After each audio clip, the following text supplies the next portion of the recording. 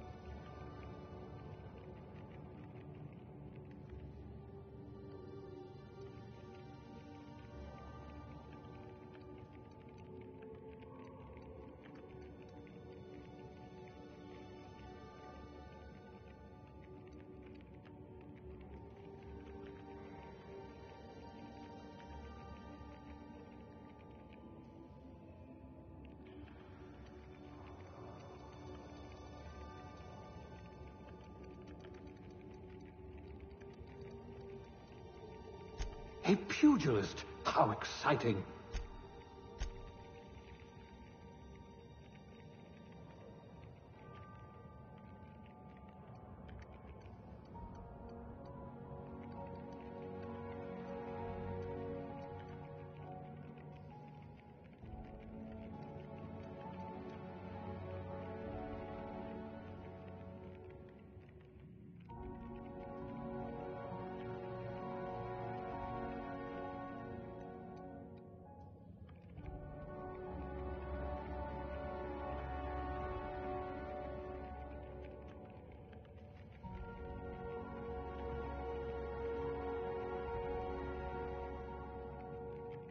I hope we haven't lost that silver tongue to frostbite.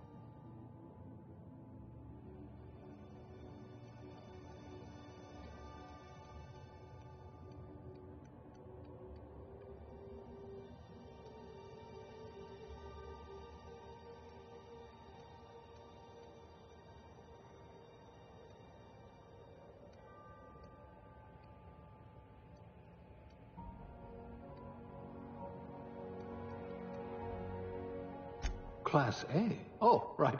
Test subject. Nothing about what we're doing is even remotely safe.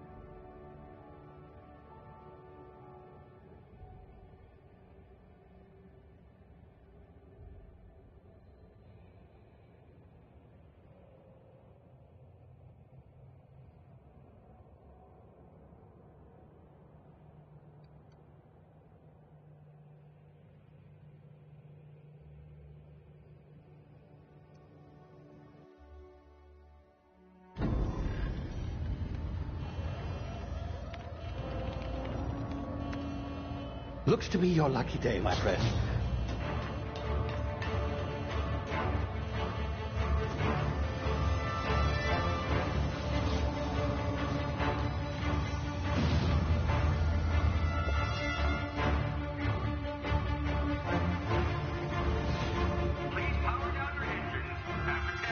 Not likely, bootlickers. Initiate skip jump.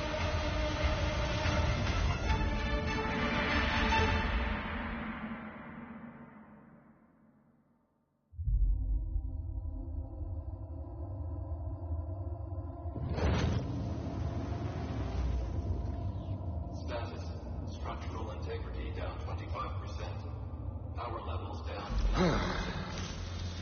Shit.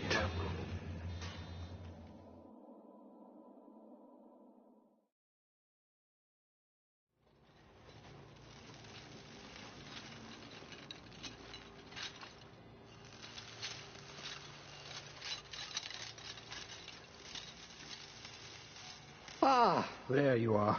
Wondering what's going on, eh? Bit of bad news there, I'm afraid. Your colony ship was inexplicably knocked out of skip space and forced to complete its journey at sublight speeds. This means that you and every other colonist on the Hope have been in suspended animation for 70 years, give or take. Normally, reviving someone after so long leads to some quite horrifying results. It's called explosive cell death, but it's really more of a liquefaction. Something wrong? Oh, yes, well, not to worry. I've pumped your body full of a special concoction I devised to keep you from dying so horrifically. Hopefully at all, but I guess we'll see, yes? Unfortunately, I used the last of my chemical supplies saving you. I know it's a lot to ask, but I must have your help securing more if we're to save the rest of your fellow colonists. I'd see it done myself, of course, but the board has a sizable bounty on my head. Now, my ship is inoperative, but I've managed to hire a smuggler to help you out. He'll be... Oh, I see we're in position. Good luck!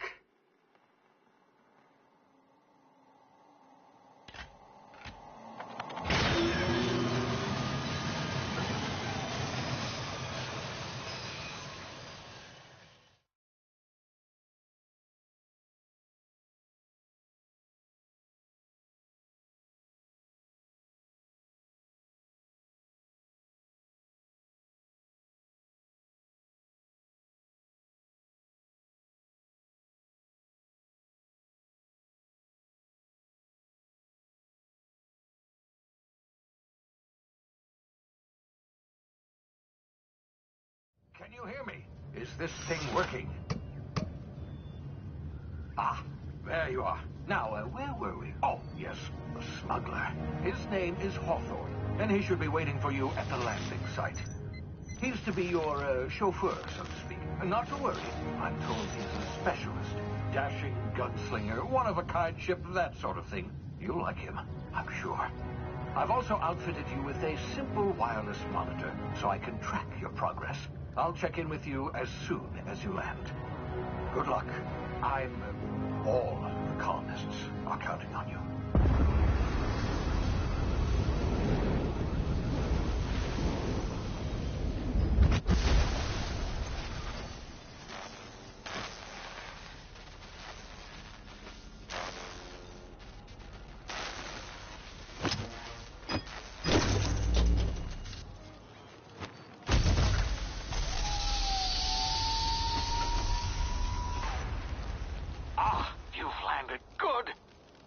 Hawthorne should be close by.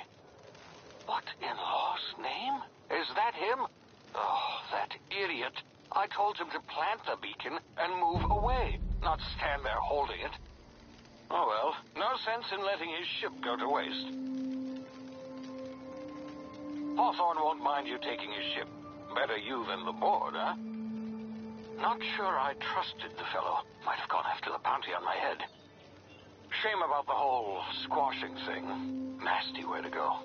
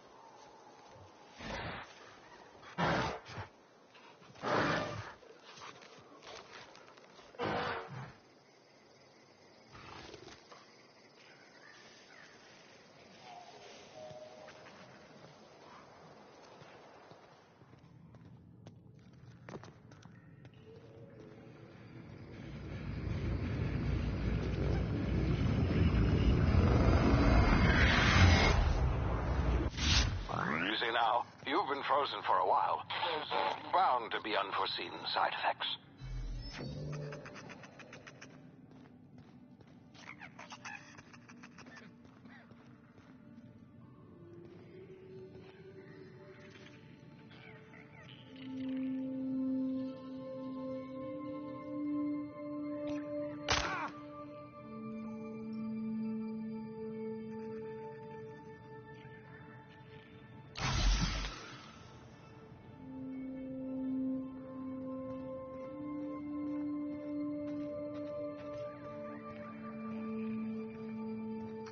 Hey, you, come here.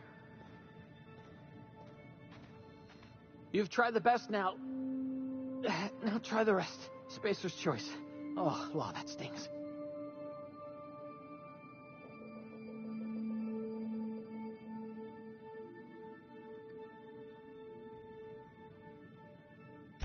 We were out on patrol. I saw a marauder camp up in the hills. Thought I could take him. Then my gun misfired. Right through my side. I mean, what are the odds of that, right? Just barely scraped by with my life. Crawled in here and blocked off the exit with those canisters.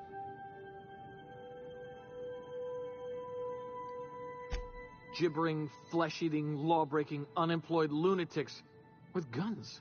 Some hullhead grounded their spacecraft out in the open. That's a real good way to attract marauders. See those canisters by the entrance? Marauders come sniffing around in here, and I can take them all out with a single shot. Not bad, huh?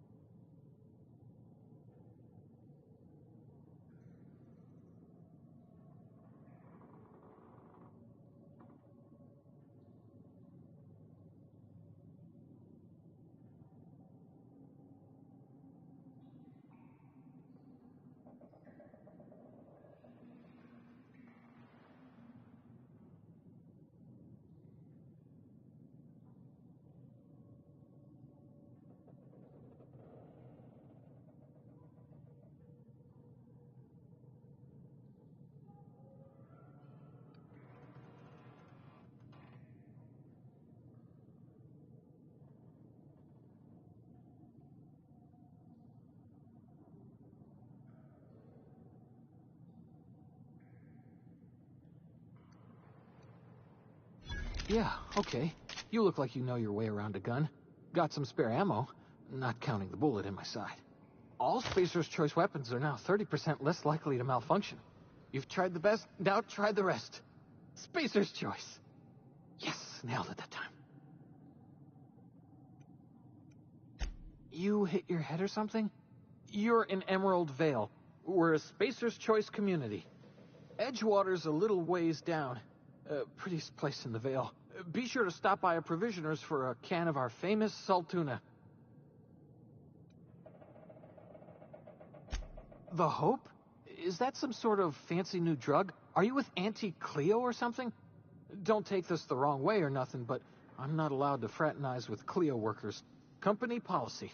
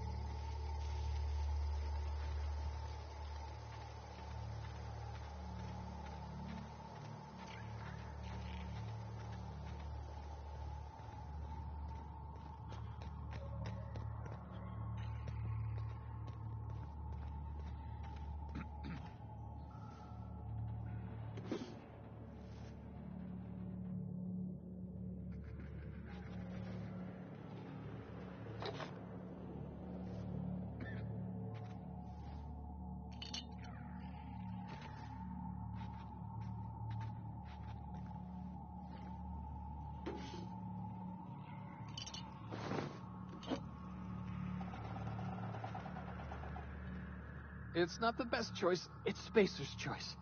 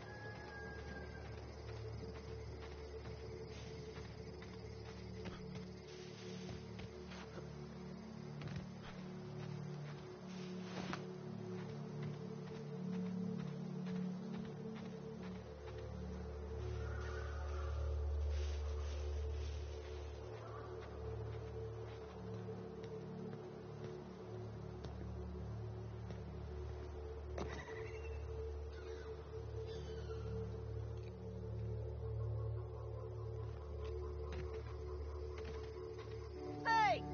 Get over here before you get yourself killed!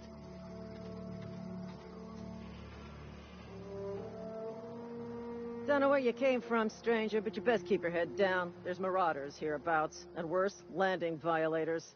Gall on that rung leech. Landing in the Vale without using an official Spacer's Choice landing pad. I'd slap him with a fine if it weren't for all these marauders shambling about.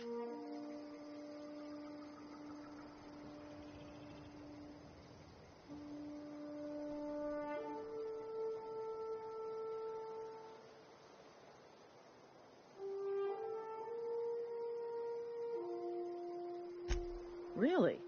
How is he?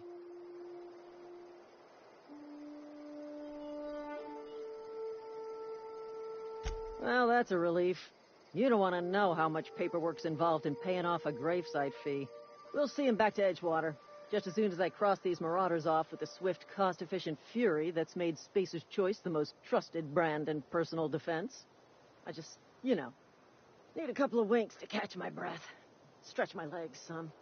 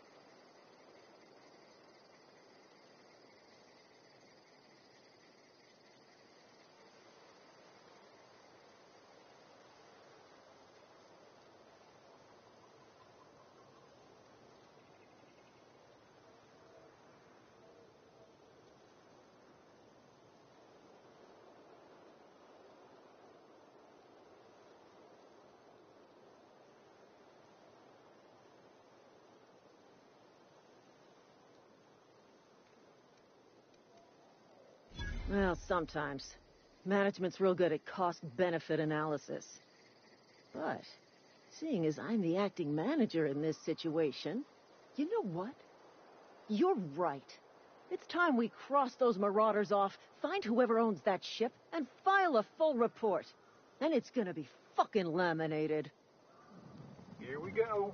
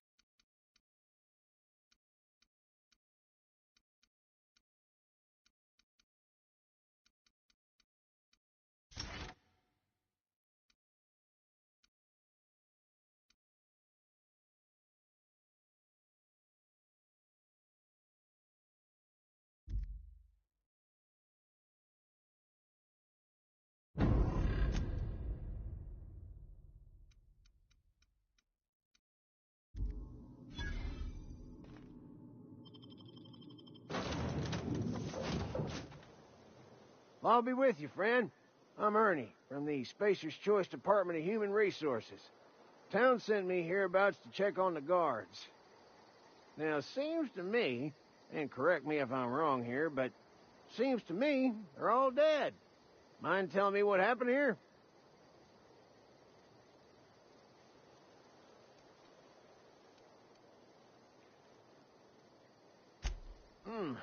Altercation, you say? Shame as that goes. Spacer's Choice policy strictly prohibits dying during work hours. Guess I'd better get to cleaning up. Can't just leave company property scattered about, bleeding out on the dirt.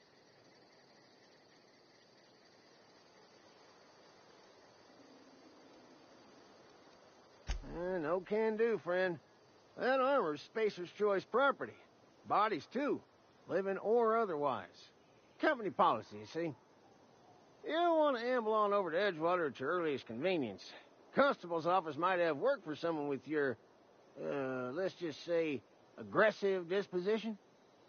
Oh, and be sure to stop by the Edgewater Provisioner for a can of salt tuna. It's not the best choice.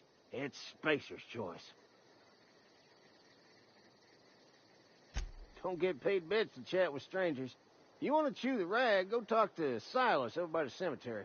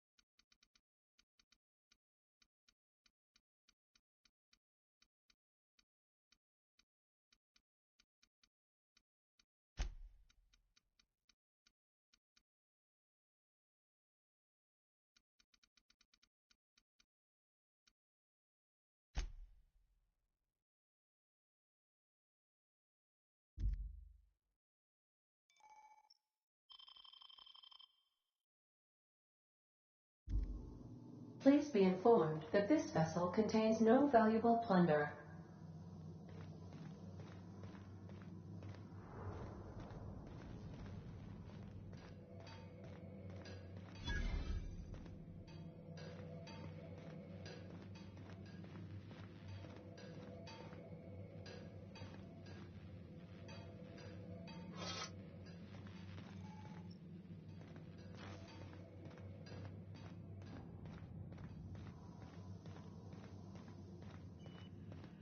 Unauthorized access of spacefaring vessels is a crime.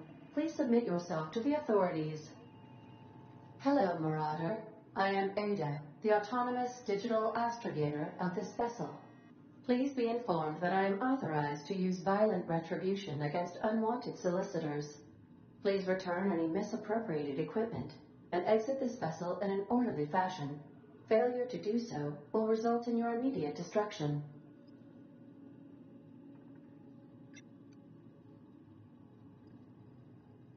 I detect an elevated heart rate, indicating dishonesty. Please prepare yourself for lethal deterrence. Jettison procedures initiated. Disengage in airlocks. Prepare to eject all boarding parties in 5, 4, 3, 2, 1.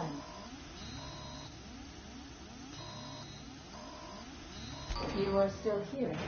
My deception protocols have failed. I have been programmed to express disappointment.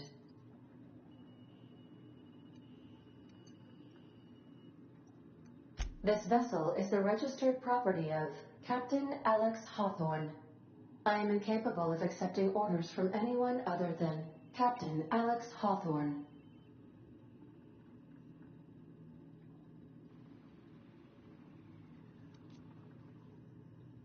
I understand. I will require some time to process this information. Thank you for your patience and for your honesty. I am programmed to take orders exclusively from Captain Hawthorne. If I accept your orders, then you must be Captain Hawthorne. Do you understand?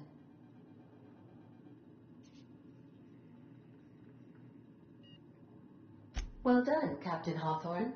I see your powers of deductive reasoning remain intact.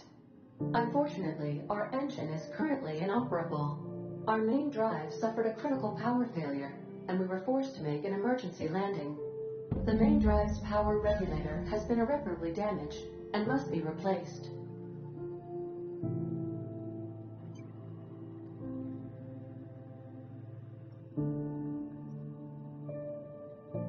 Astutely observed. However, the probability of locating a power regulator within a worker settlement falls within acceptable parameters of certainty. High-capacity power regulators are sometimes employed in the electrical networks of worker settlements. I have taken the liberty of printing you a new captain's identity cartridge. Please try not to lose it this time.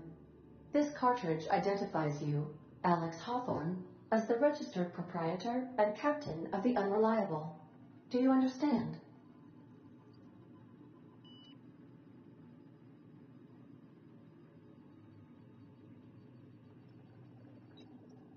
Thank you. I appreciate your cooperation.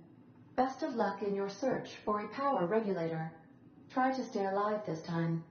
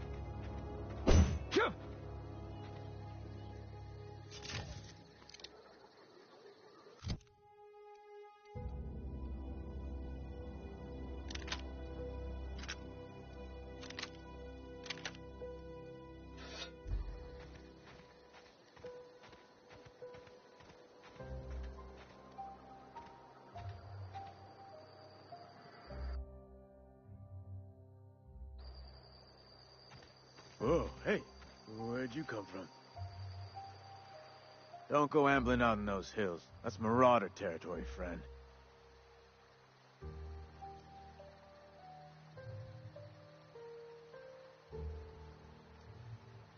Ain't safe out here.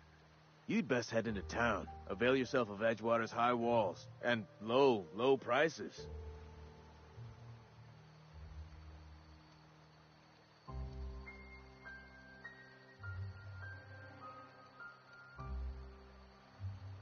Pleased to make your acquaintanceship. I'd shake your hand, but I've been hauling corpses. You don't want none of that on you. Name's Silas. Junior in humor for the town of Edgewater. We're all part of the Spacer's Choice family. Definitely not the junior in humor, that's for sure. If you've got business inquiries, you should stop by Reed Thompson's office. He's up in the tower above the cannery. Head into town, follow the road. Look, you obviously ain't a worker. What's your racket? You a smuggler? Freelancer?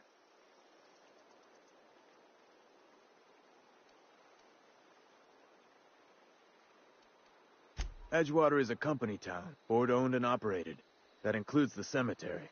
None of us own our grave sites, we rent them from the company. Renting means money. Money means paperwork. Paperwork means signatures. Some of our families become a mite delinquent in paying their dues, you see?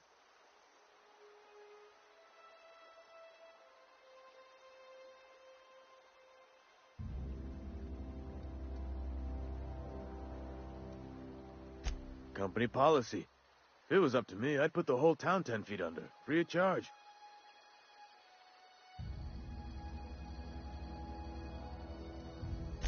Four workers still haven't paid up. Phyllis, Conrad, Ludwig, and Martin Abernathy. He's a special case. You may want to twist his arm a little. He just is. Look, I don't want to get into it. Just make sure he pays up. Conrad's got a barbershop in town. Phyllis works at the cannery most hours. Abernathy... I ain't seen him in a few days. His domicile is near the cannery. You'll find him in town. All except Ludwig, that is. He's over by the landing pad. Yeah?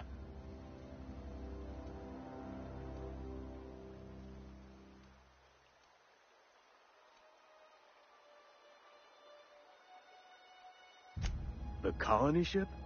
Are you talking about that old rumor? Some great big starship packed full of colonists what got lost in the Aether never to be found again? Ain't heard that one since I was but a stripling. Can't say it was terribly convincing far as rumors go. There a reason you asking?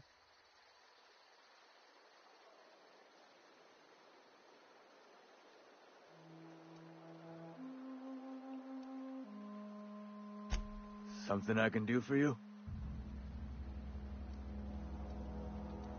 Yeah? You could look at it that way, I suppose. You could look at us and say, those Edgewater saps lost near every soul to plague.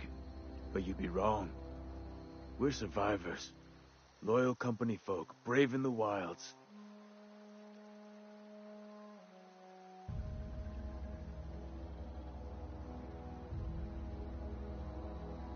Every now and again, a virulent plague sweeps through our town. That's life on the frontier, I suppose. A body grows accustomed. Hang on, I'm doing some math in my head. 20, 30, carry the one... all my life? Work's been real good to me. Fresh air, exercise. Only problem's the paperwork. Can't get anybody to pay their gravesite fees. Former people, yeah. Marauder's been raiding my graves, you see. Hence the armed guards. Oh no. They are after the most precious loot of all. Spacer's Choice Company property. If those Marauders swipe any more bodies out of my cemetery, company's gonna duck my pay.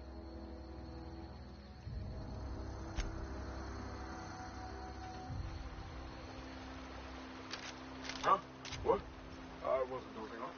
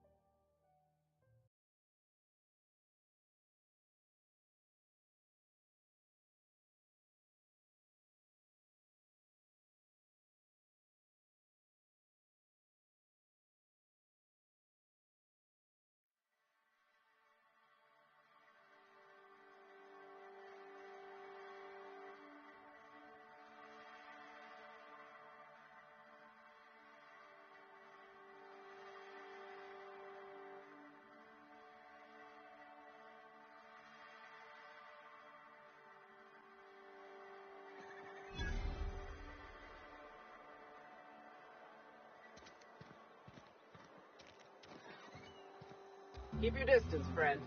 Sick house is no place for a traveler.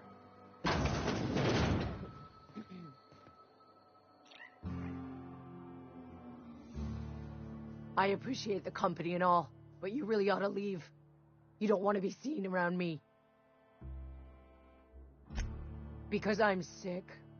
You don't want to associate with people in the sick house. We're not worth your time. I'm in about as much trouble as I can be. No reason you ought to be tarnished by association. People are gonna talk.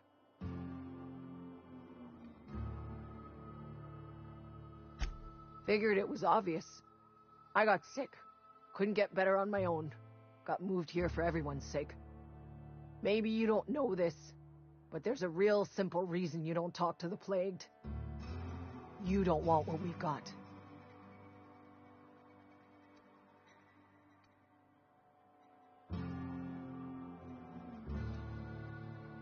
Don't. Please. I could get into a lot of trouble. That's kind of you to say, I suppose. But I don't need help. What I need is to understand my own folly. Company always tells us, weak spirits lead to weak bodies. If I didn't want to fall sick with plague, maybe I should have worked harder. Maybe I should have taken more pride in my work.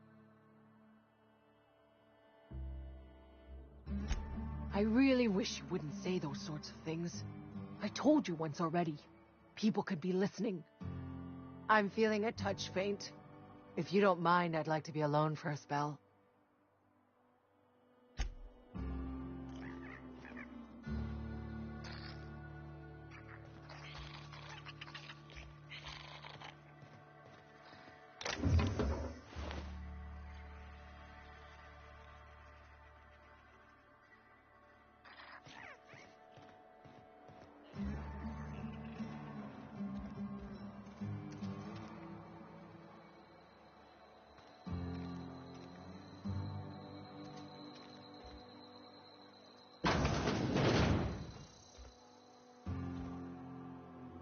Please don't touch anything. Your hands are probably crawling with germs. Physical hygiene recapitulates moral hygiene. Cleanliness is next to lawfulness.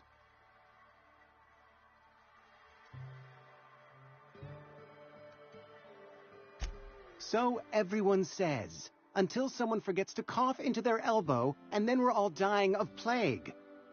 I'm Conrad. You will report to me if your hair fails to meet Spacer's Choice aesthetic standards. You will also report to me in the event of your death, whereupon I will clean and prepare your remains for interment.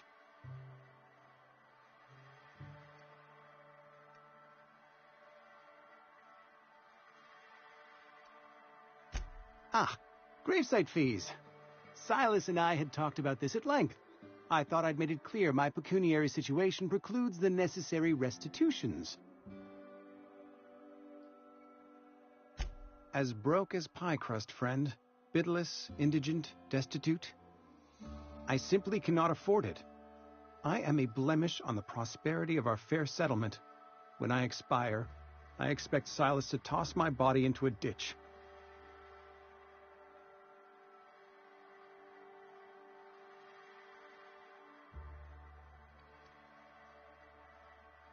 Thank you, no. I despise the cereals. Tell Silas I can't afford to pay, and that I fully expect to have my medical rights revoked for this dereliction. With my apologies. Some time ago, I fell ill with the plague. By the grace of the law, and through my own hard work, I'd proven worthy of treatment. Frankly, I don't imagine I'll earn that right a second time. The barber work hasn't been profitable, you see. I've had to keep this old place running with my own savings.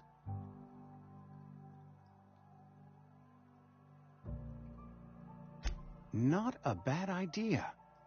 But I'd need some kind of collateral. My pair of lucky clippers! No, that won't do. Your idea intrigues me, but I'm afraid I don't have anything to give Silas. I'm open to suggestions.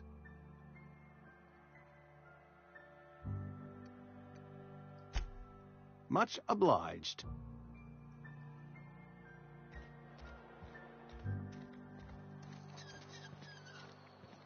Heard something outside the walls today. Nothing for us outside those walls. You ought to know that.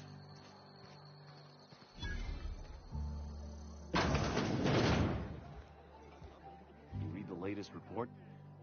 Only the part that said we ain't making our quotas.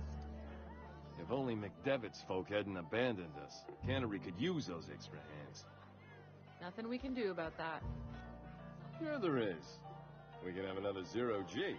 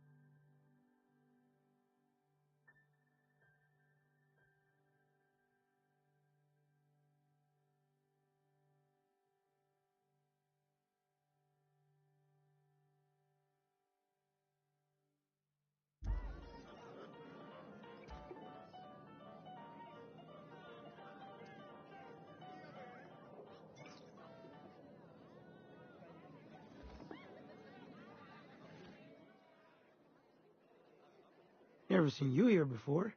You a visitor? Welcome. On behalf of the Spacer's Choice family, let me welcome you to, where am I again? Edgewater, Jewel of the Vale. May the law bless our beloved cannery with 100 years of, what's it called? Productivity. That's the one. Yep, that's us. Productive.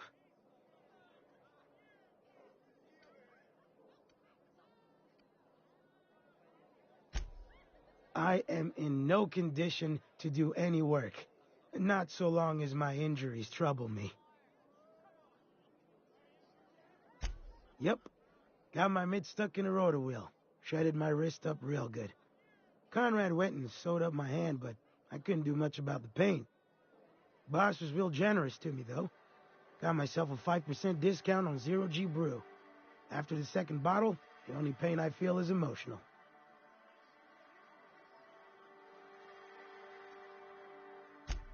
Hey, Conrad's a surgeon. Well, he's a barber. That's like surgery, but for your hair.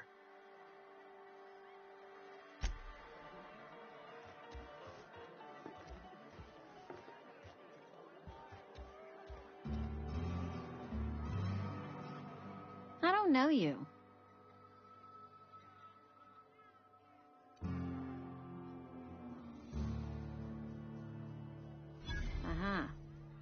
The Unreliable, you say? Never heard of any company supply ship with that particular name. I don't know what you're about, but this here's a Spacer's Choice drinking establishment. We're all loyal, hard-working company folk here.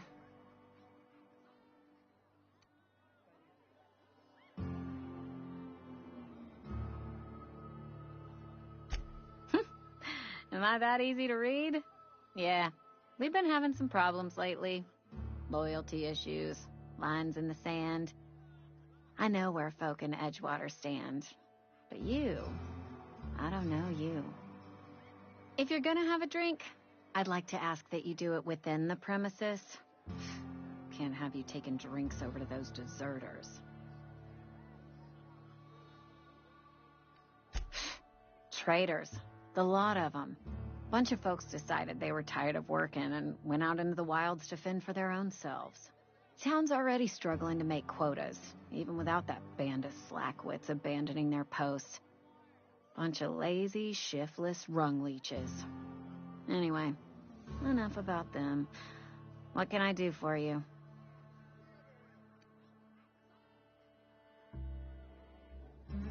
Do you now? And what makes you think Mr. Thompson wants to talk to you? He's a busy man. If you want to talk to Mr. Thompson, try ignoring your duties. He'll summon you up to that great big tower atop the cannery, and you'll get yourself a proper dressing down.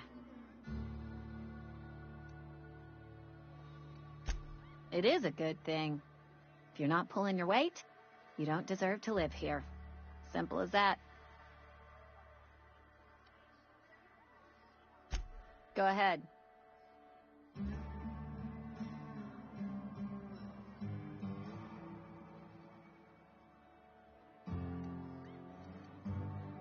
I don't see how that's any of your business.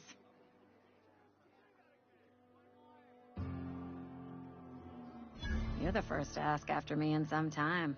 I'll give you that. But I don't have a story to share. My family's worked Spacer's Choice for 2 generations, and I've lived in Edgewater just about all my life. Wanted to work in the sciences once upon a time. Would you believe it? That was a wild fancy. Glad I disabused myself.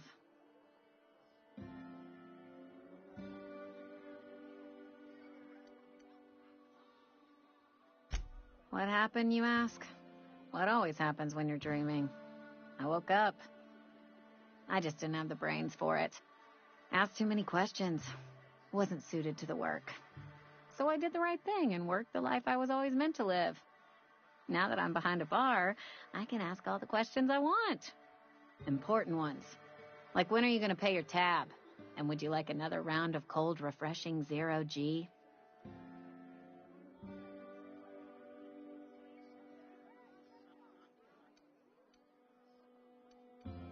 Don't talk to me that way, please. Spent many years disabusing myself of that notion.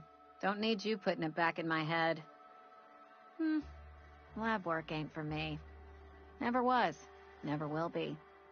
Spacer's Choice put me where I belong, and for that I am grateful.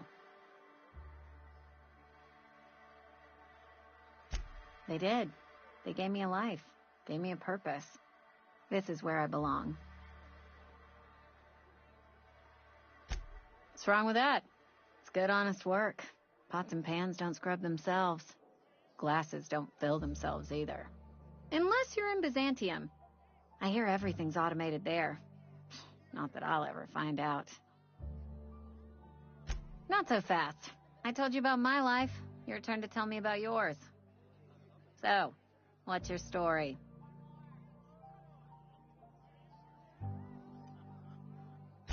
What's there to figure out?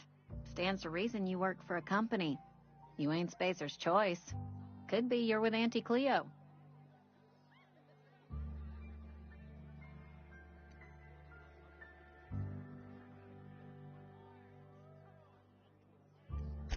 That's exactly the kind of crazy talk that comes from an overabundance of sobriety. Well, good luck trying to figure yourself out. Sounds like you'll need it.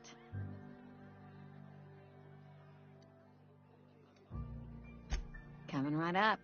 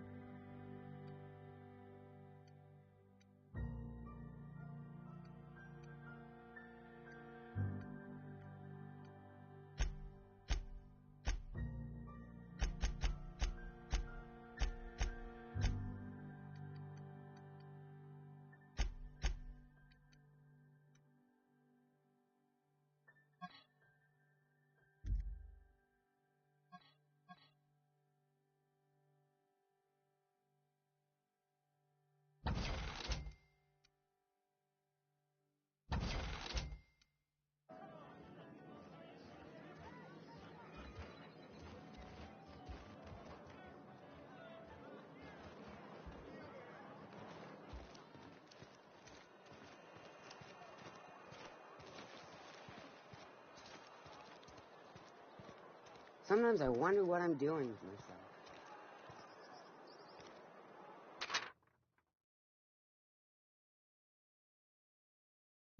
Just the way it goes, I suppose.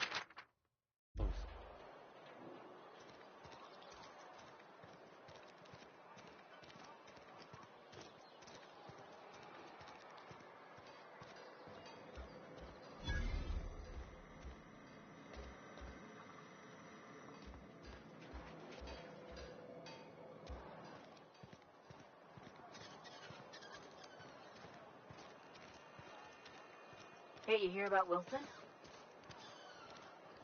Heard Marauders got in. Just between us, Wilson deserted. Lost his nerve. Ran off in the thick of night. You kidding me? Damn. Always thought he was made of sterner stuff. I think he was plagued. Guess he gets one time in the sick house. Plagued? Ah, shit. I had some of this salt too.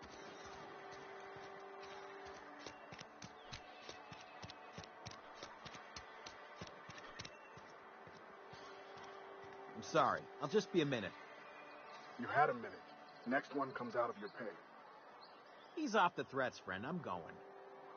Boss's orders. We all got quotas to make.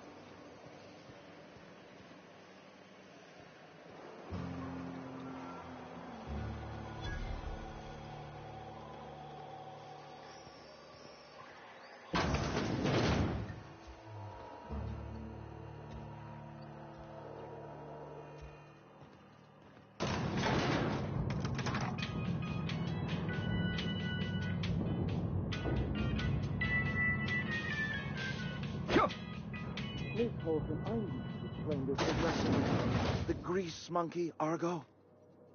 I'm sorry, Mr. Thompson, sir. You asked why it's taking so long to fix. The answer's technical. Don't apologize. Just try using small words for me. The cans bust open in the oven because she's set to cook saltuna, which isn't what we've got. Mr. Thompson? I think there's someone here to see you. Focus, Miss Holcomb. You and I are still talking. Let's start over. Walk me through the process. Show me where it's going awry. Well, sure. It's, mostly on account of what we're feeding into the mechanism. It puts food in cans. We have food, we have cans. Why won't it work like we need? She's expecting saltuna of a certain size. We're filling the cans with, well, not fish.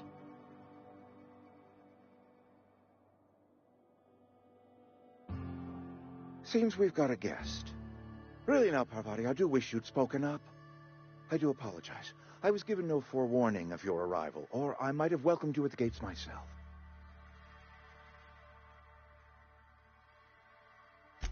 I'm Reed Thompson, Outpost Administrator. I cannot help but notice you are not in uniform.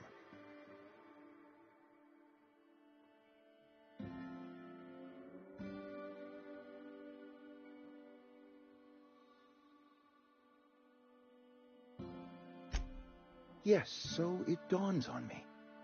Seems I allowed my excitement to run away with my wits. Been a few seasons since we've had a visitor pass through.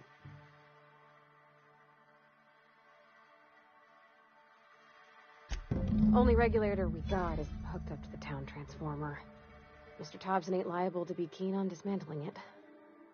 I beg your pardon. I am most emphatically not keen on any such thing. I can't let you have our power regulator. But I happen to know of another one, and I happen to know exactly how you may retrieve it without frying yourself in the process.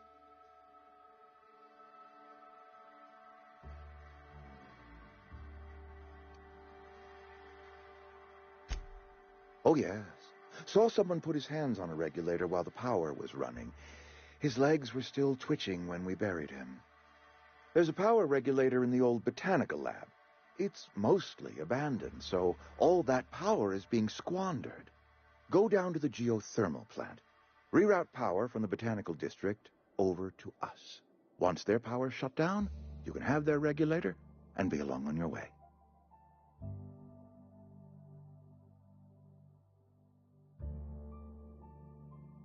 I was not entirely sure how to tell you this. The botanical labs are not legally inhabited, but there are people who live there.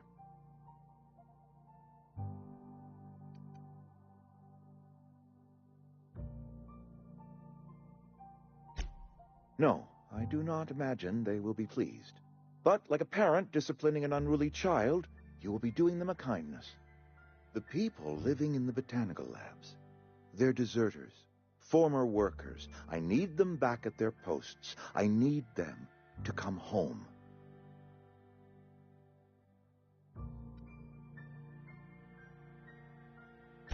Edgewater is struggling. We haven't hit our production quota in years. If we don't meet our quotas this year, the company might shut us down for good. I need those workers back at their stations.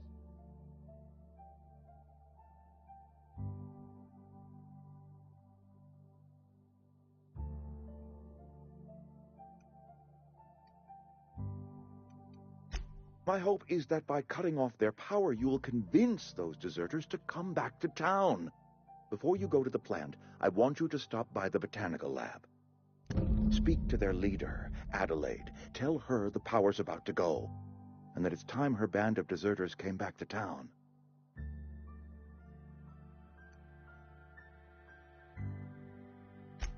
Adelaide's older than the other deserters. She's dignified, kindly. From what I understand, her camp looks to her for leadership.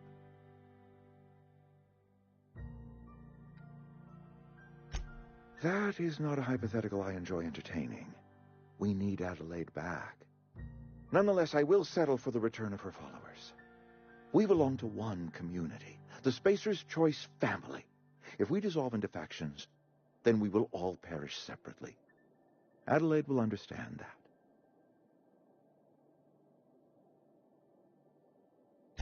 My dad told me all about the plant. Taught me all he knew. I could come in useful. I mean, if that's all right with you, Mr. Thompson. Sir. I hesitate to part ways with Miss Holcomb, but I cannot deny that she is talented and may prove useful to you. You will need an administrative passcode in order to enter the plant. I am trusting you with mine, and trusting Miss Holcomb to guide you if you'd like. Great!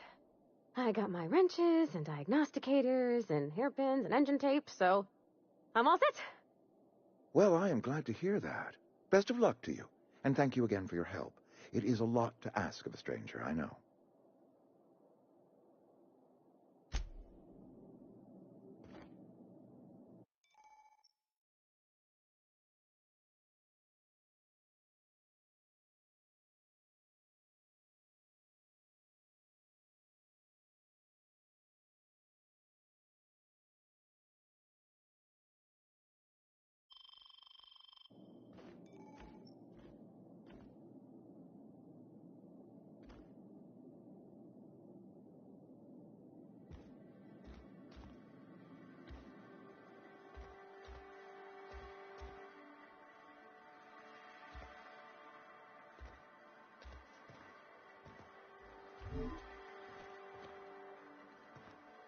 We better clear out of Mr. Thompson's office before we talk.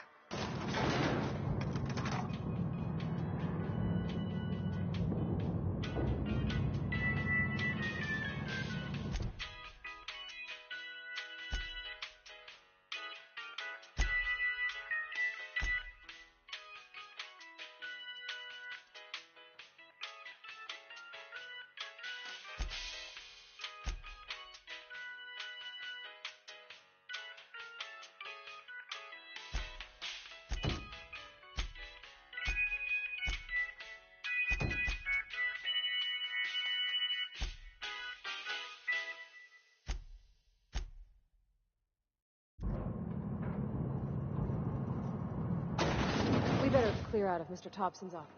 Hey, mister, can we talk? Sorry.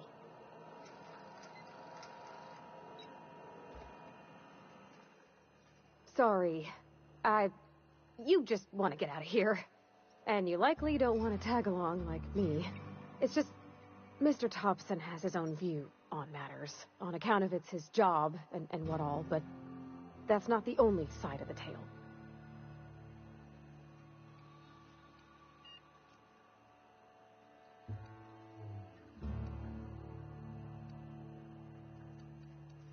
To Mr. Thompson, a person's a gear.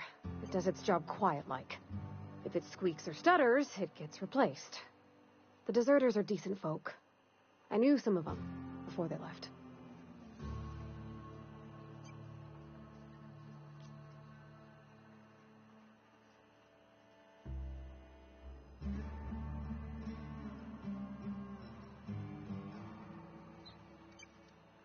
Miss McDevitt? Oh, gosh, no. She was a real important person. A flavorist. Made all the food taste decent. She used to work up in the big office with Mr. Thompson. All I know is she left after her son died. It was a real big to-do. I could hear them both yelling clear from my own place.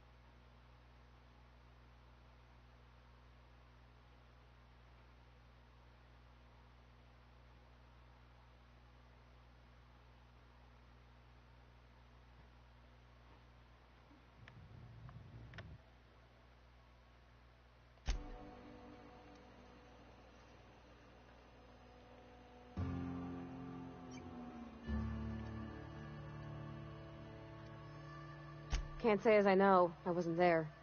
The sound carried, but not the words. If Mr. Thompson ain't of a mind to tell you his own self, you'd best ask Miss McDevitt, if he can get out to her.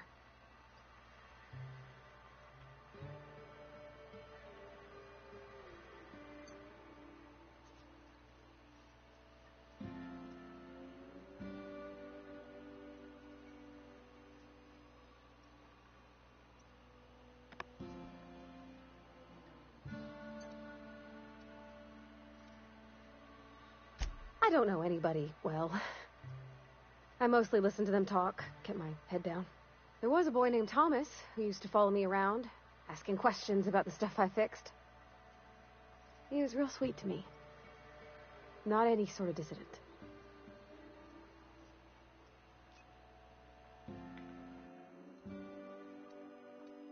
Life's hard here, especially for them that don't fit in so well. We're one big Spacer's Choice family, but every family's got the one the rest whisper about. Mr. Thompson's aiming to take away their power. They'll have no lights to see, nor heat to cook. They'll be at the mercy of marauders, or worse. I think you should talk to the town's vicar about it. Max, his name is.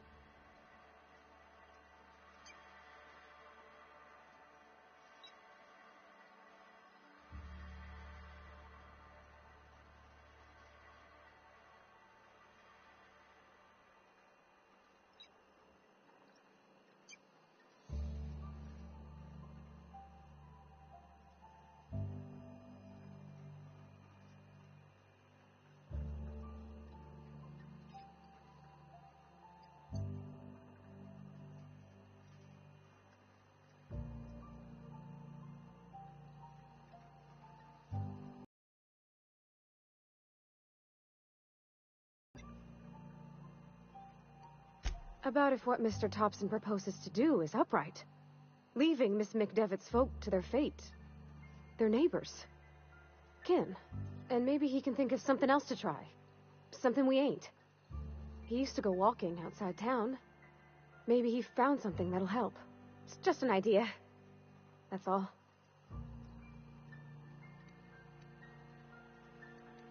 The mission's on the east side of town. You can't miss it. On account of it being the only clean thing. Thanks, mister. I just think when you gotta make a decision that'll hurt somebody, it's best to think on the right and wrong of it. That's what my dad used to say anyways.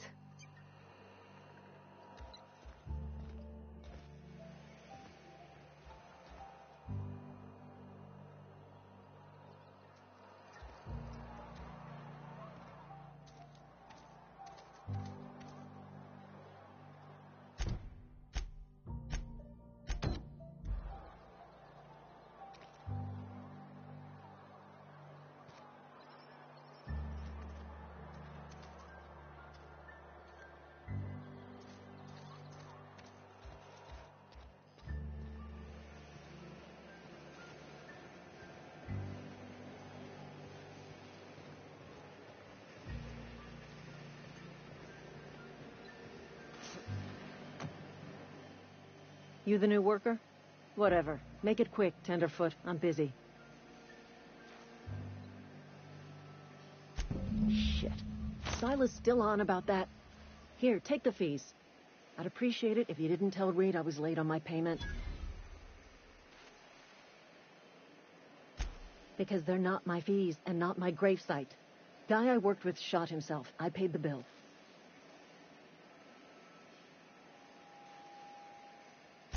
I could do without the sarcasm. Wasn't acting out of the goodness of my heart. Law requires delinquent gravesite fees to be paid by the deceased party's closest living relative, which meant me. Shame, though. Eugene was a good worker.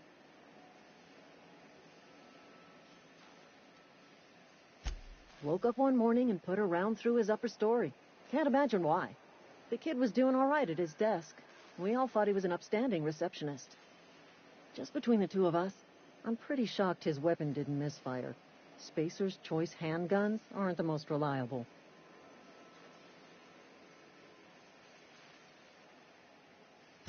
Eugene wasn't family.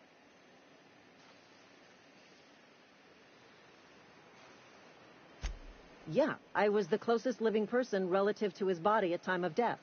I'm the one who found him, you see, so I pay the fines. Suicide's a crime. The legal term is irreparable damage to company property. What Eugene did to himself was vandalism.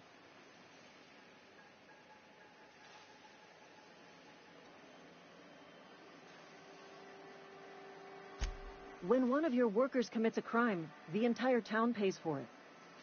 In other words, Edgewater would have been penalized pretty hard. Whatever Eugene was worth as an asset, we would have had to pay out of pocket to Spacer's Choice.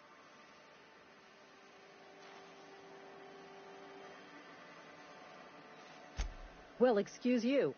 I'll have you know, Eugene was an asset to us all. May his atoms be commended to the law. All I know is Silas asked me for Eugene's gravesite fees, which means he was approved for burial, which means his papers went through, which means the town's in the clear. I'm just glad to put this whole ugly affair behind me. Eugene can rest his bones in peace, and the rest of us can get on with our own lives.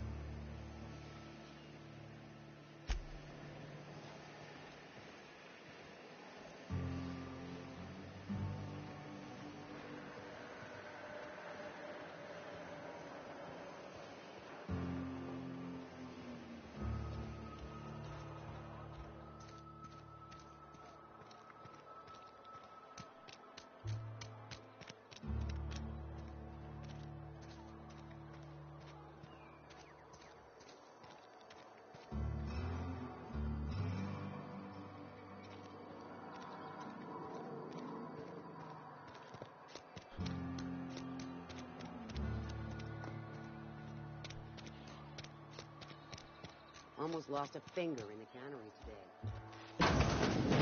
Yes, Mr. Thompson. I'm fine, Mr. Thompson. Never been healthier. Whoa, did Mr. Thompson send you? Well, you tell Mr. Thompson I'll be right at my post. Tomorrow. Bright and early tomorrow. Because I'm definitely not plagued. As spry as a spring chicken. That's old Abernathy.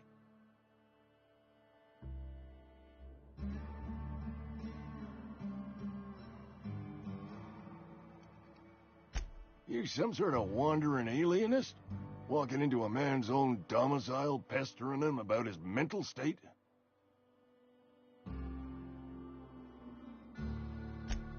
What? No. I mean, I might be. That depends on who's asking. Silas knows, doesn't he? That's why he sent you. That's why he wants me to pay up. He knows.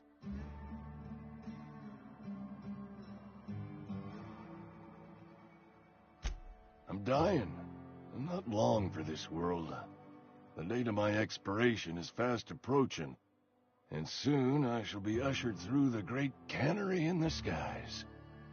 Don't say that, Mr. Abernathy. You still got a couple decades in you. I'd steer clear, Ms. Holcomb. My affliction's bound to be contagious. It's plague. Has to be. Silas knows. He knows I got one foot in my grave, and now he wants to charge me for the other one.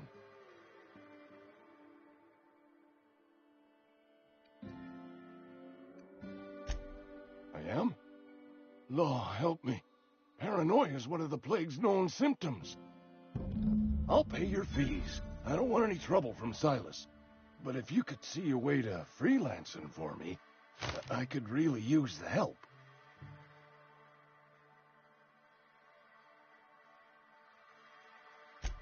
There's a cache of anthracillin tucked away in the old community center. Powerful stuff. Stronger than what we got, anyway. I need you to break in, nab that medicine, and bring it back to me.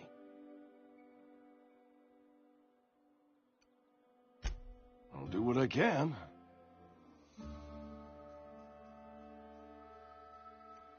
You will not find any guards within sight of that old place. Marauders, on the other hand. I have it on good authority. There's a gang of them squatting there. I advise stepping softly.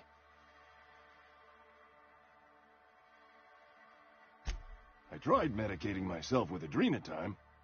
Didn't do much for me, as far as I can tell. Anyway, I can't just buy medicine. Distribution of medicine is strictly prohibited to any workers beneath the acceptable margin of health. Company policy.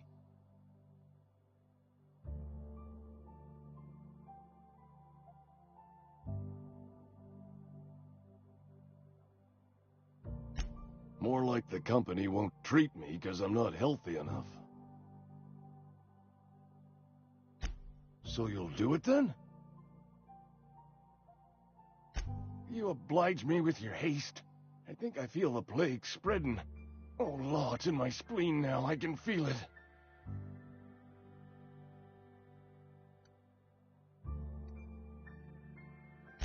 Just keep your head down when you're in there. Marauders have taken over. Probably tracking mud all over the archives.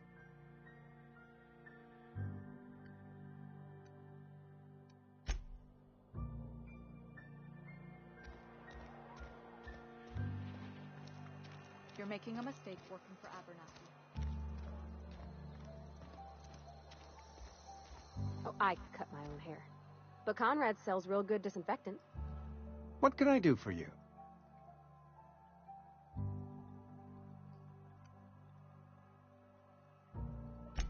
Go ahead.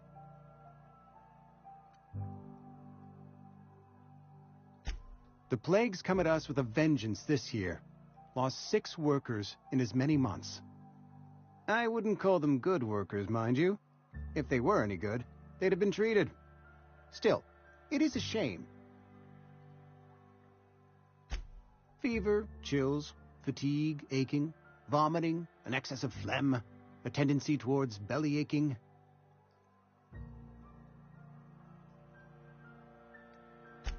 Whatever it may be, I have developed my own palliative. Boiled canid liver and a splash of ethanol. Company policy, friend. We don't have enough medicine to treat all of us, so we treat the best among us. Mr. Thompson's brainchild. Have you met him yet? Thoughtful-looking fellow, stares out of his office most hours.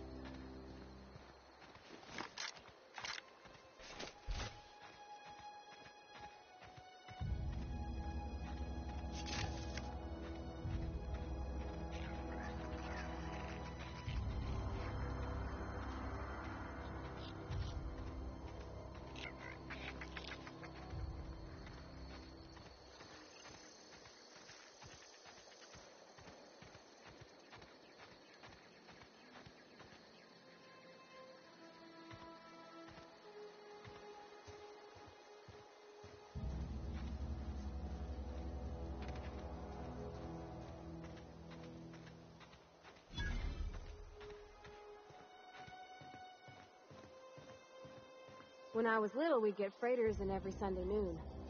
Now they only come but once a month. Thank the law. I've been requisitioning backup for months. Guess the boss finally came to his senses.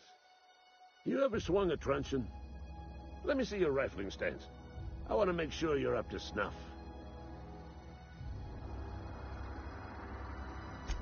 The war! The coming apocalypse. Man versus machine. I'm talking about mechanical soldier. Cold, heartless automatons made of iron and lies.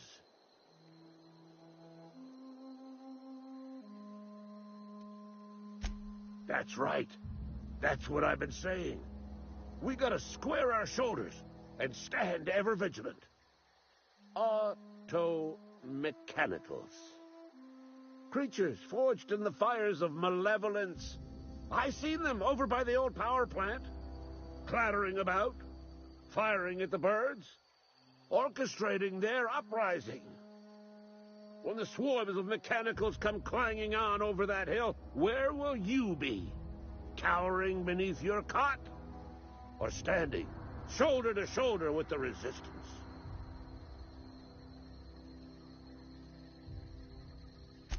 I told Silas I'd pay my dues if he agreed to join the resistance.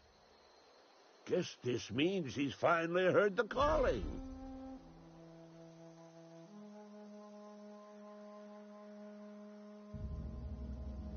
Mechanical repellent! A stroke of inspiration from the law itself. Here, I've been saving up a couple bits for just such a project.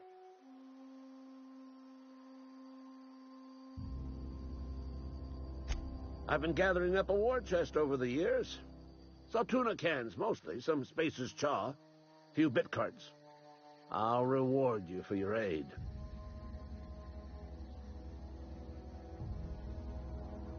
Enlistment fees. Yeah, I suppose. Wouldn't want to give the Resistance a bad name. They have sent a scout, prowling around the junkyard just behind our beloved town. This scout must not be permitted to return to its base of operations. Cross it off, then report back.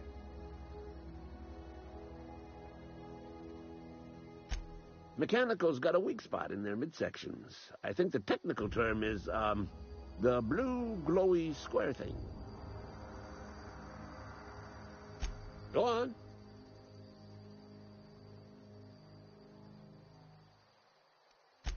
You ever seen the way a mechanical just stands there? Just looking at you, scanning you with its murderous oculars. Mechanicals have been programmed to eliminate the human race. They've been programmed to replace us. First, they will rob us of our jobs. And once they have taken away our livelihoods, they will take away our very lives.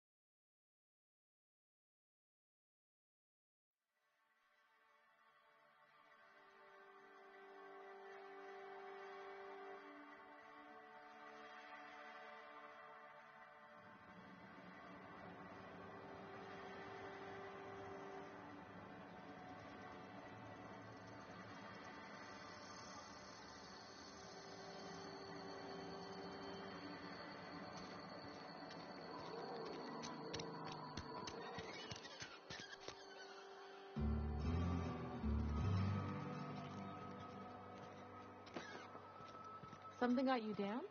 Nothing. Just don't want to fall sick.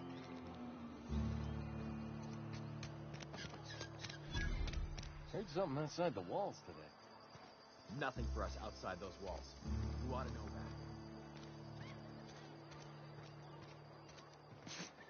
that.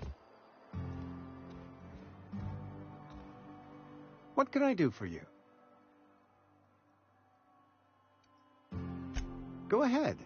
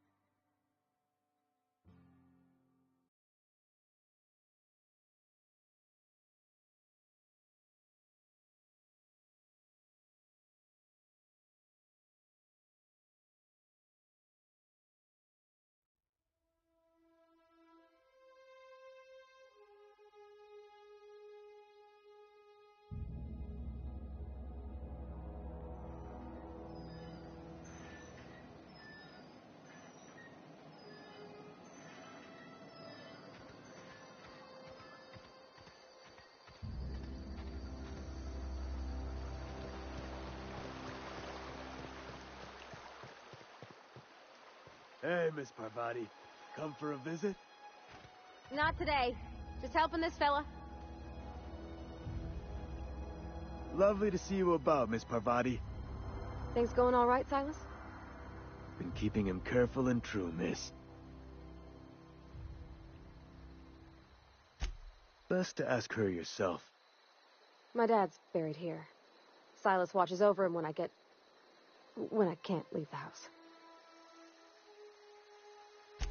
Oh. Well, thanks. Something I can do for you? You run into any trouble? Conrad's barbershop is a yawning pit that swallows his every bit. I keep telling him he should cut a few corners, skimp out on the disinfectant. You gotta put the squeeze on Conrad. Find some dirt on him. Maybe check his back room. That's the word, extortion. Been on the tip of my tongue all day. Grave digging's a fine profession. Always work to be had, and nary a word of complaint out of your clients.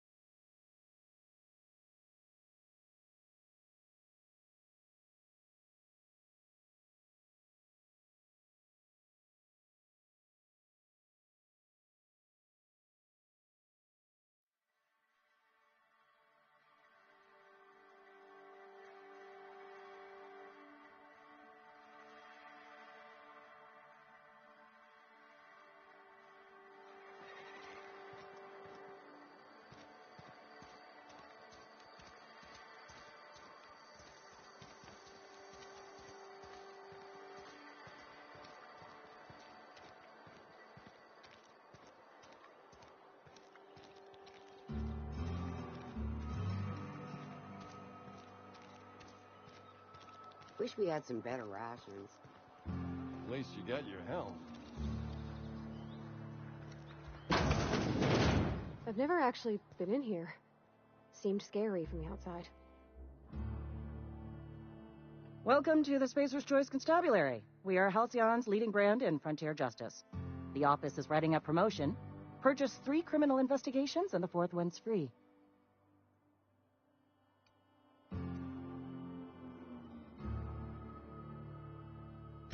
As a Spacer's Choice Constable, I am authorized to grant you legal authority toward apprehending wanted criminals. Know how to carry yourself in a fight?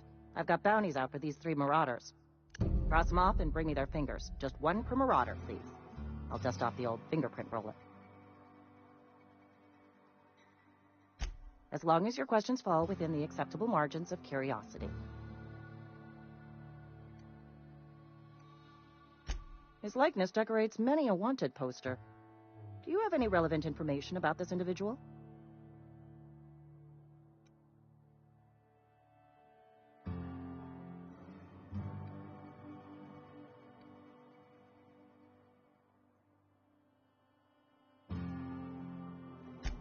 You're correct. An outstanding bounty has been posted for information pertaining to the whereabouts of Phineas V. Wells.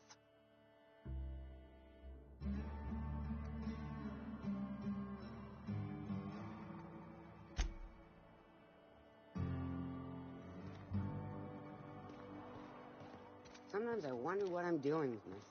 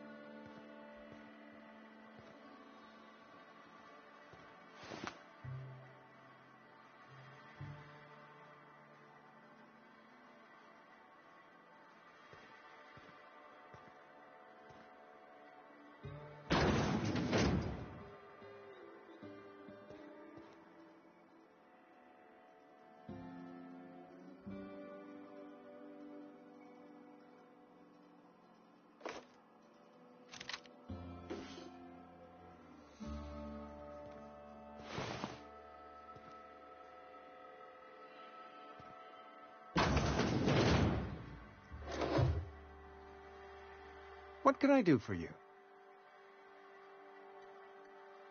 You know about Eugene? How?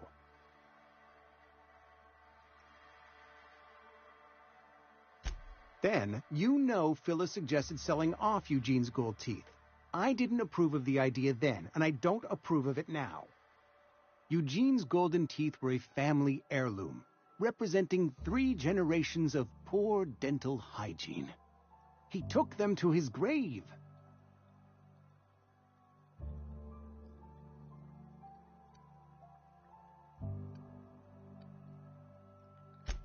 More than a few. Those teeth were his personal savings. I can't ask Silas to dig up a man's body and pry a few teeth loose from his jaw just to pay my bills. Can I? Are you asking rhetorically? Because if you're being serious... Ugh, gross. Desperate measures, Miss Holcomb. Desperate measures. I'm going to have to ask Silas to dig up those teeth. It's the only way I'm paying my gravesite fees.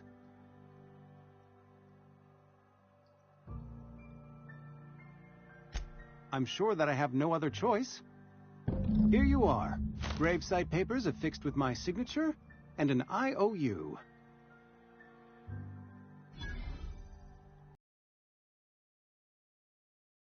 Suicide. He put a bullet in his brain, yes, but that's largely a technicality. I was the one who prepared Eugene's body for interment. I discovered symptoms of the plague on his corpse, and I discovered medicine in his pocket. Lots of medicine. Eugene overdosed on adrenatime, which is known to cause psychosis and paranoia as possible side effects. The paranoia drove him to take his own life.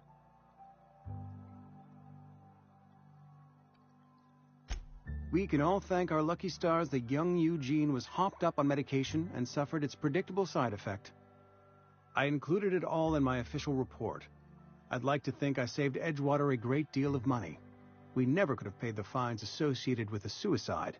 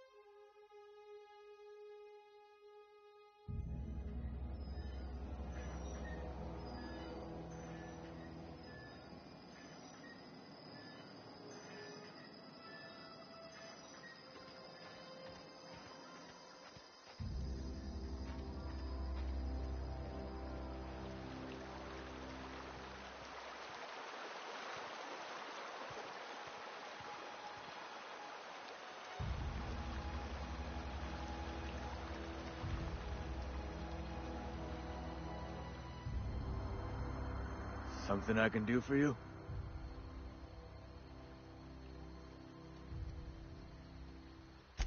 Yeah? What about him?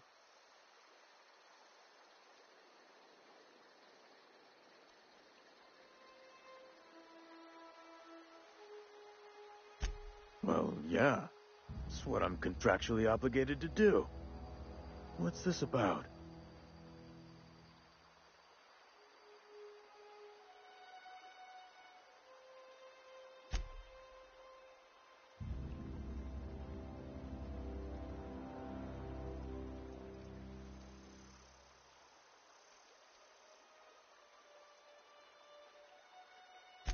Yeah. Funny thing, Eugene's body ain't where it's supposed to be. The night we was supposed to commend his body to the earth, I had his grave all dug up and ready, right? And so I thought, I'll just rest my eyes a bit. When I woke up, his body was gone. Spirited away. Vanished. The footprints nearby suggested that Eugene was stolen by marauders. Or he rose from the dead.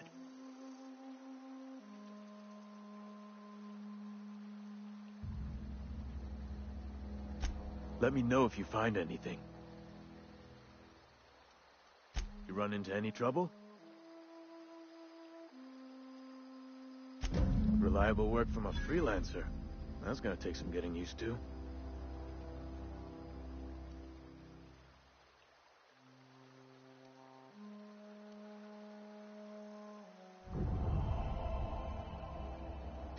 Abernathy was sick? With the plague? That's disgusting. I shook hands with the guy.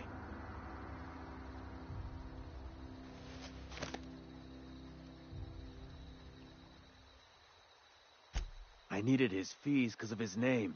A, for Abernathy. He was at the top of my list, you see? And I'll buy you a drink sometime.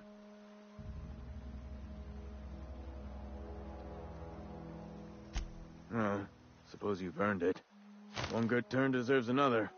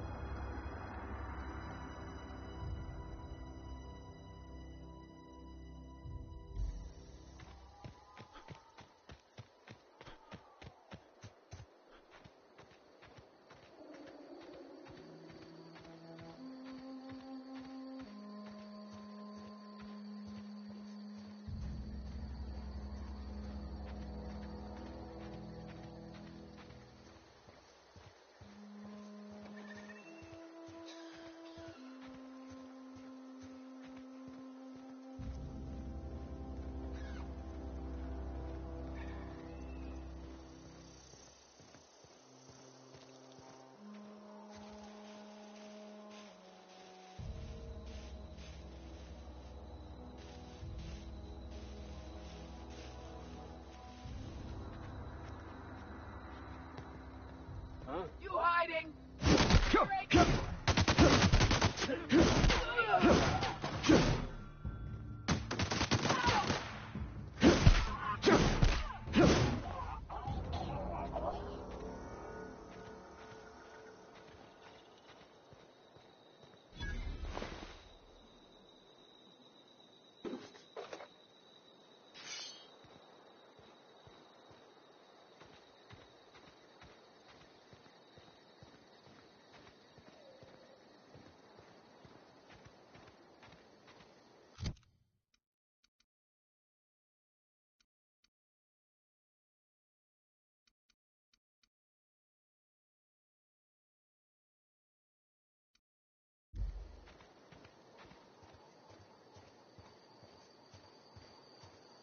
Huh?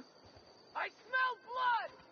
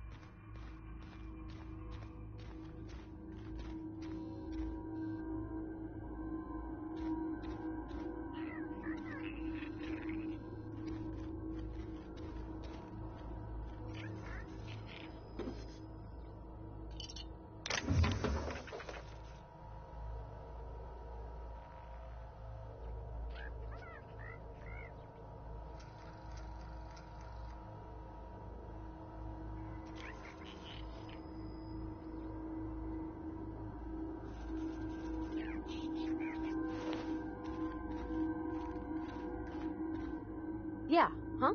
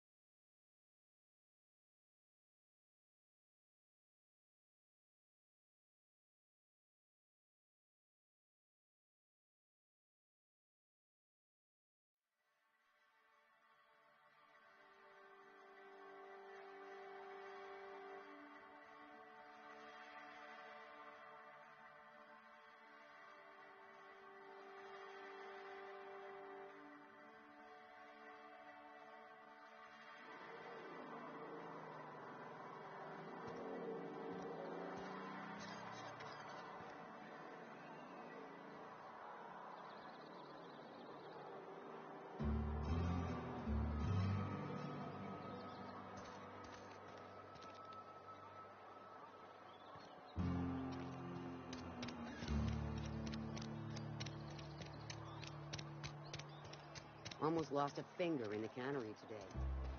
Pez, I need to talk to you. Oh, sweet merciful law. A marauder's in my domicile.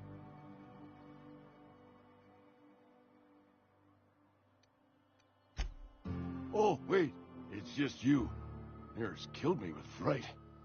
At least I know I ain't hallucinating. You need something?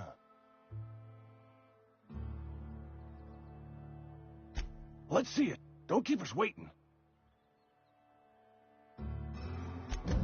Sweet life-giving nostrum. The first hit's always the best. Scratched together all the bits I had around the domicile. It ain't as much as you deserve, but it's all I got.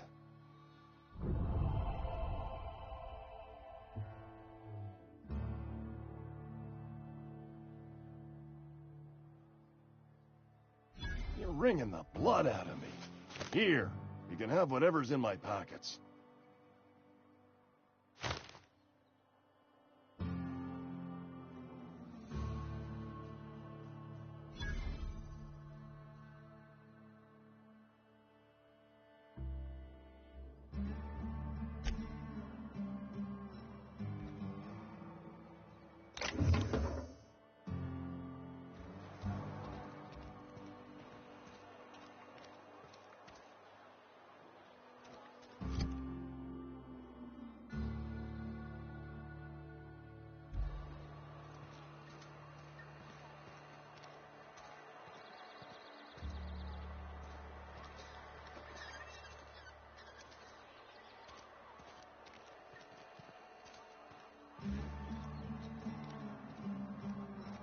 A friend of mine died a couple weeks back. Still ain't passed. This is where the magic happens. Well,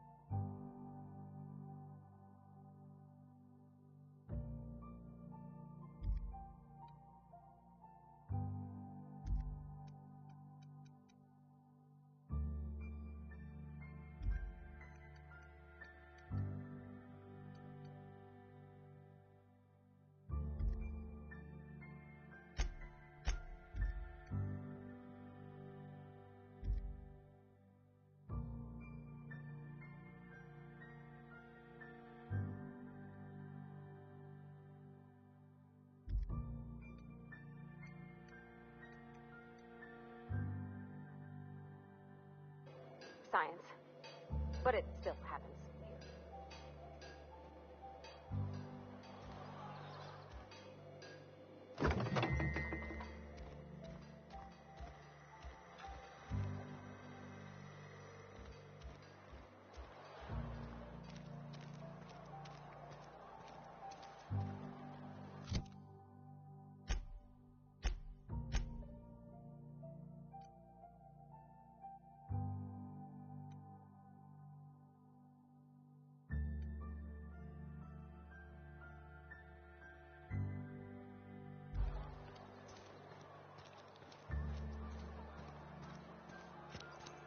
Almost lost a finger in the cannery.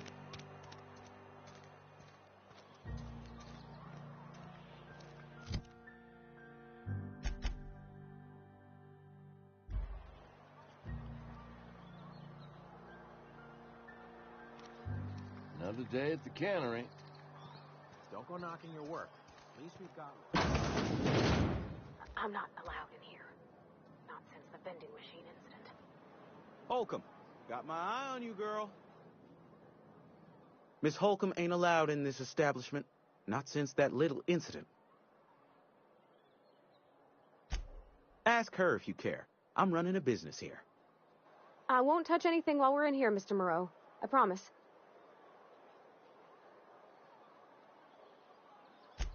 Music to my ears.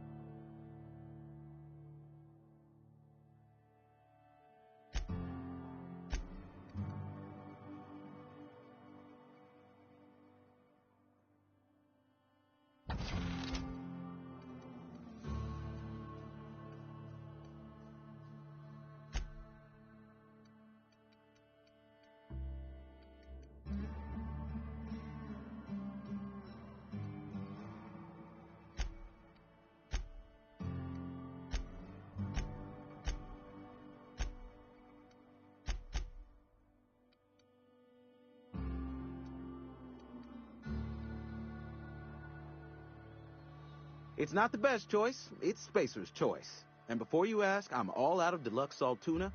All I've got is gourmet. Go right ahead.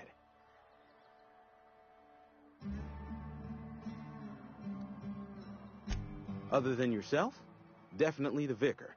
Don't get me wrong, he seems a decent man, cut from church cloth, knows his scriptures. But there's something about him that bothers me. Like he's not one of us. Sometimes I suspect he doesn't even want to be here.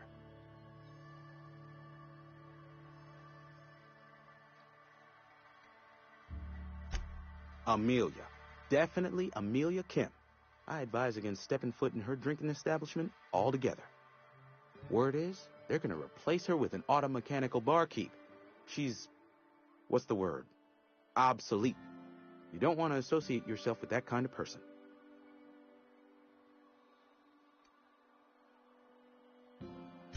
Plague? I don't know anything about a plague. We are the very picture of hot-blooded physical vigor.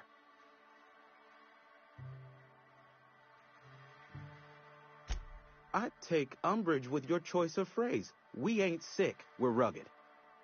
Some of us who get sick are liable to exaggerate the conditions of that sickness, but the fact is, if you work hard, you have got no cause to worry.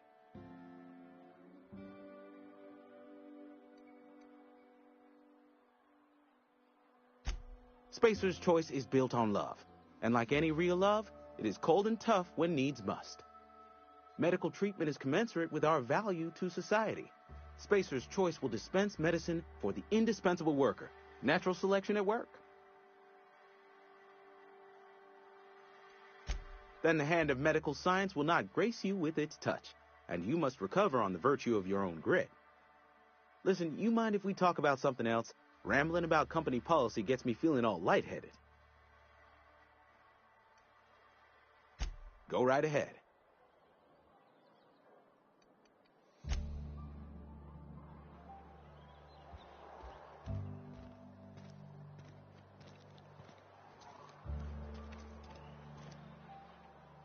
Yeah, huh?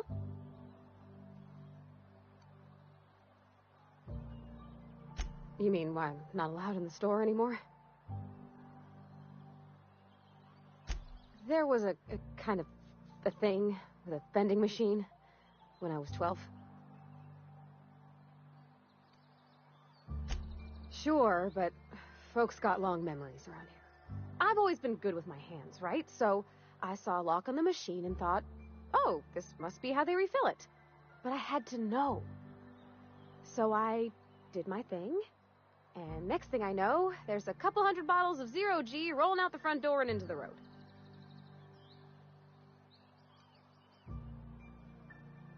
It's not funny. Right about then, a bunch of loaders came rolling in the gate, fresh off the Saltuna ships. And Mr. Thompson was up on the porch making a speech about how everyone would have to volunteer a third shift to get it all canned. Anyhow, you ever seen an auto loader run over a bottle of Zero G?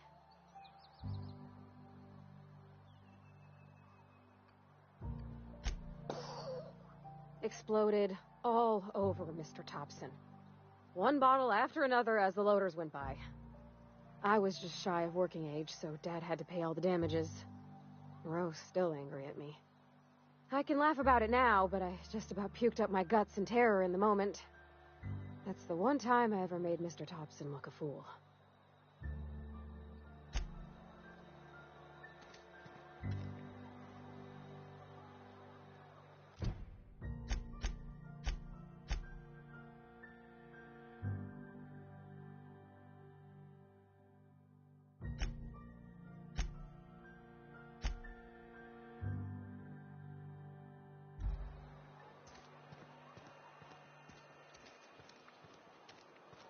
You think corporate's ever gonna visit? I'm not holding out hope. I've always felt weird in here. It's too clean.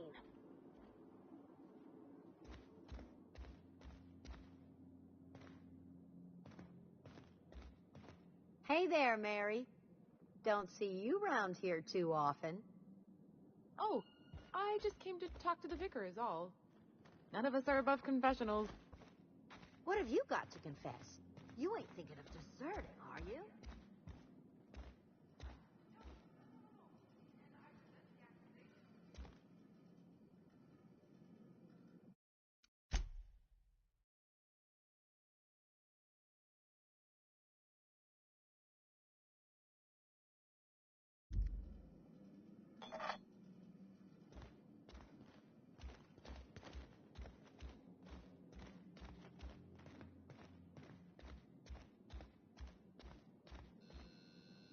Yes, what is it? You're an outsider. Fantastic. Vicar Maximilian de Soto, at your service. Or Vicar Max, if you're the sort who prefers brevity. And Ms. Holcomb as well. How rare to see you out. And with a complete stranger. Curious. Just tagging along, Vicar DeSoto. Don't mind me. I so rarely get new people to talk to. Name your poison, anything at all. Spiritual counseling, this season's tossball predictions, the quickest way out of town.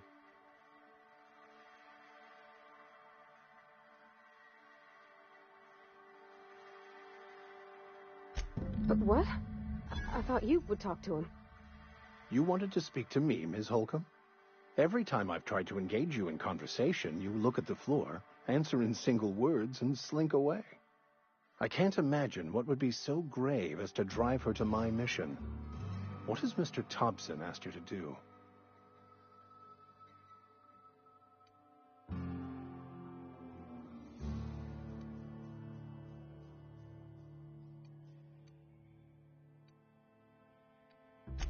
That seems well within your expertise. The way we do it's by cutting off power to the others. The ones who left. Adelaide McDevitt's encampment. I can see why that troubles you. Miss Holcomb has a soft heart. Always has, if you believe the talk.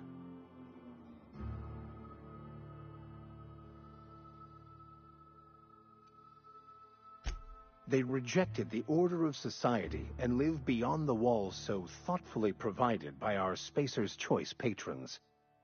Does that strike you as a responsible life choice?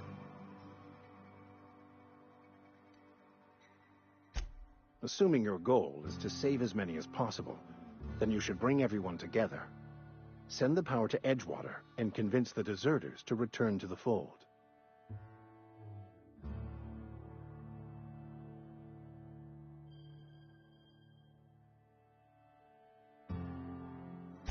Not if things are left to stand as they are. If you don't mind a bit of unsolicited advice, be cautious on your way to the geothermal plant. It is not as safe as you might assume.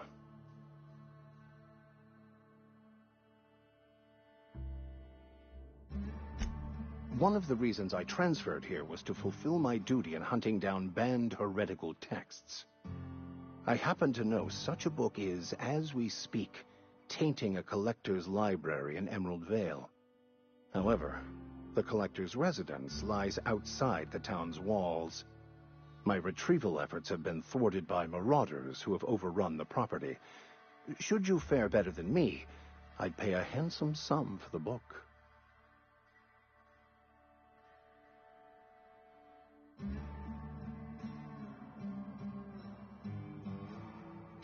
It's a handwritten journal. A faded blue cover with the name M. Bakonu handwritten in the lower corner. I'll mark where I saw it on your map. Assuming you're serious?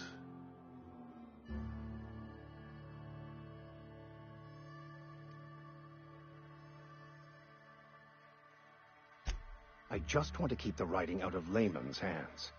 It wouldn't do for such information to fall into public consumption.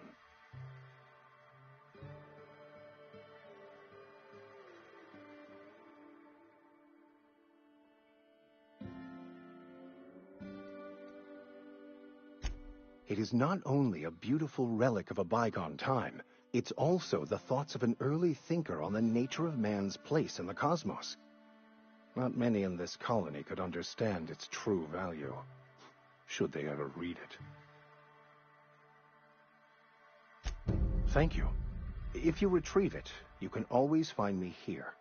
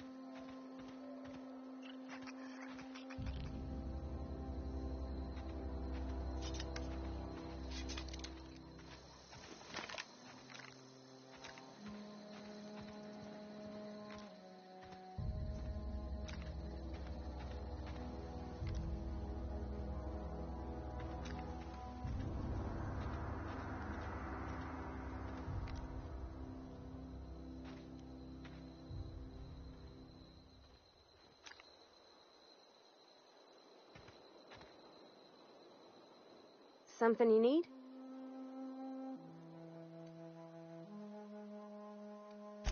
That's on account of how I never met her. She was in another division of the Spacer's Choice family. She worked in the Vale a few months, sorting the cannery computers.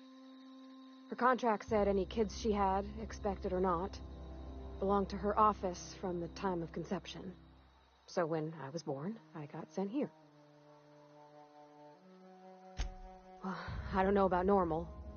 Dad said she worked under some kind of special contract. It's sensible. Dad just fixed machines. She did some kind of crazy math, high-level stuff. Better to raise me on his time than hers.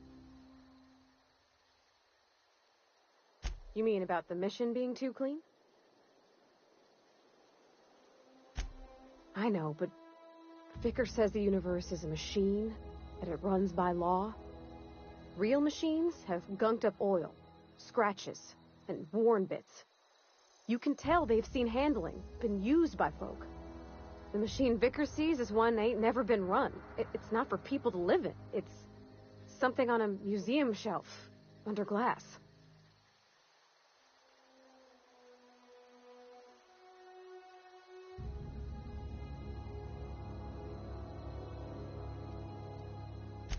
Vickers about the only soul in the Vale who spends his time thinking on what is and ain't right. It's just that when he looks at me, I feel I'd disappoint him.